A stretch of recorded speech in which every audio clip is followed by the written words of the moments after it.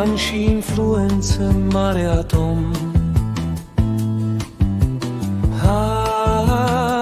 Ce farsă ești, și când îți pui mâna pe inimă, ești aproape un bun motiv de râs, aproape un bufon, cu capul băgat în troaca porcilor, spunând: continuă să sapi.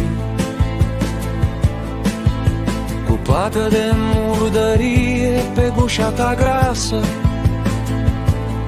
ce speri să găsești jos în mina porților? Ești aproape de râs, ești aproape de râs, dar de fapt ești de plâns.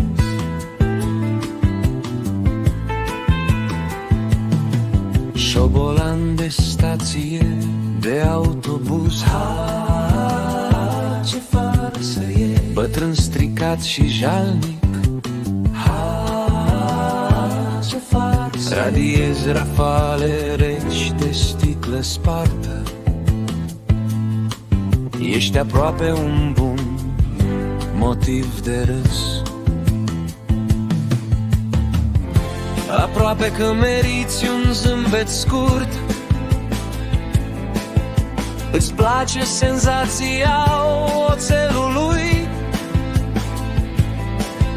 ești mare și tare cuac la pălărie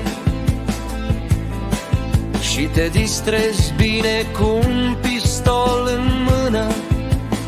Ești aproape de râs, ești aproape de râs,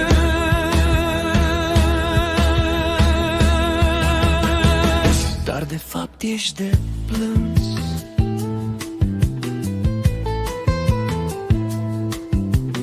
Hei tu, White House,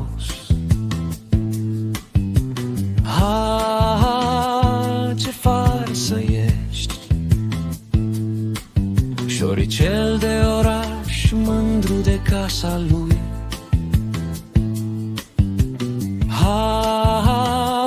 Ce farsă ești, încerci să ne ții sentimentele departe de stradă. Ești aproape un adevărat deliciu, doar buze strânse și pași ezitanți, și te simți abuzată. Trebuie să oprești valul răului și să ții totul în